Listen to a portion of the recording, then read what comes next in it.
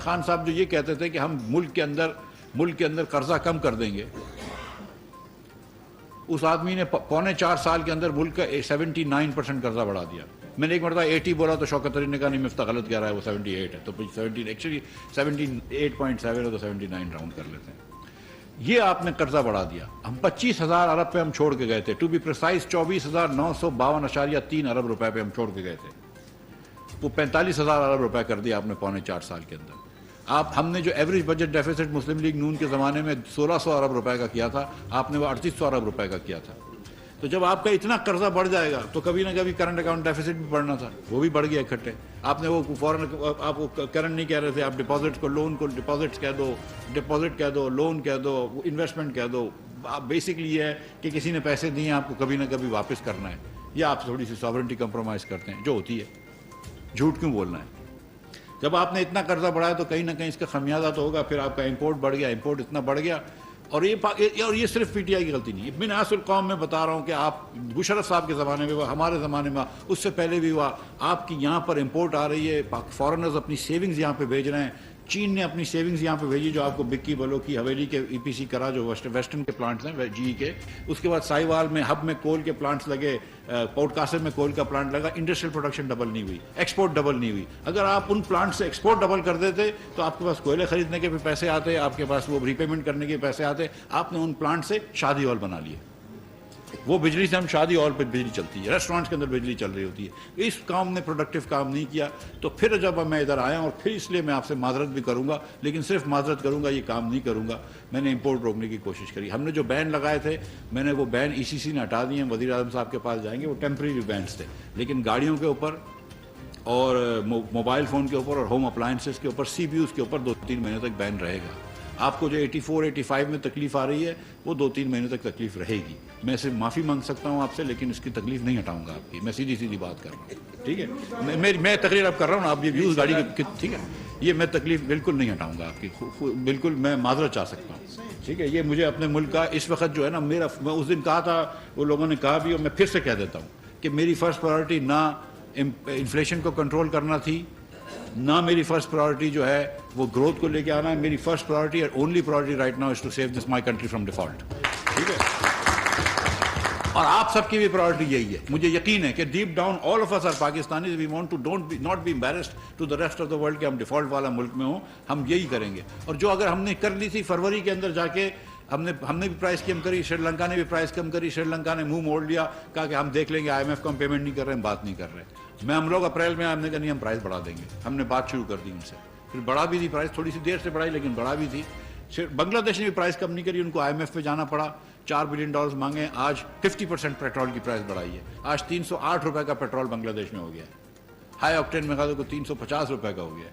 تو بنگلہ دیش نے بھی کرا، صحیح کیا، اپنے ملک کو پہلے آدمی بچاتا ہے، سیفٹی فرسٹ۔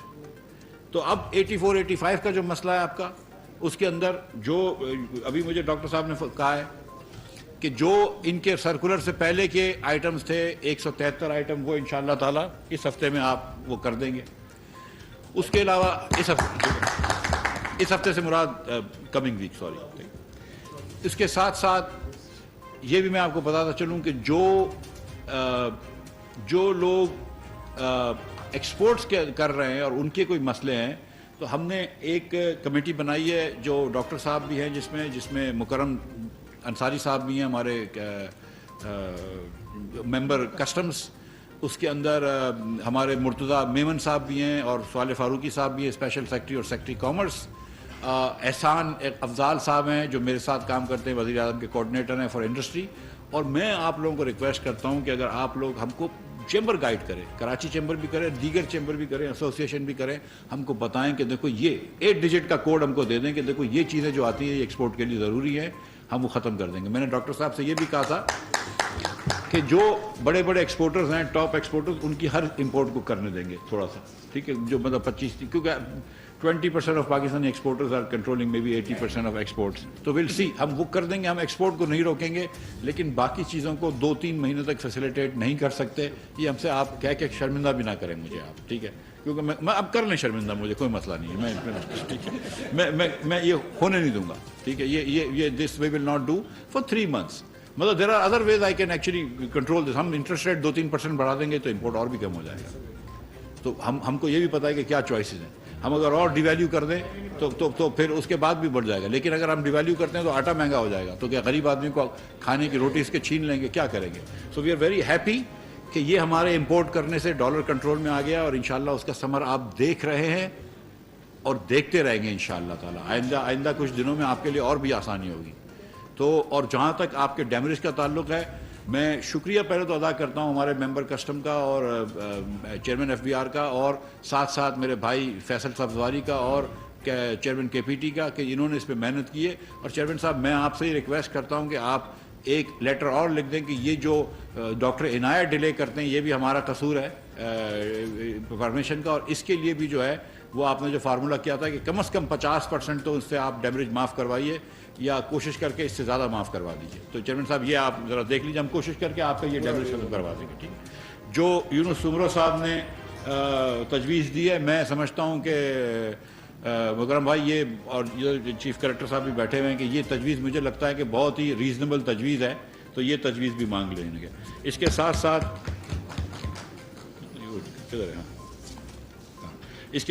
آپ نے یہ کہا ہے کہ جو ایف ای ڈی لگایا ہے بزنس کلاس پہ اس کو اسٹیگر کریں, ہم یہ تجویز بھی آپ کی مان لیں گے.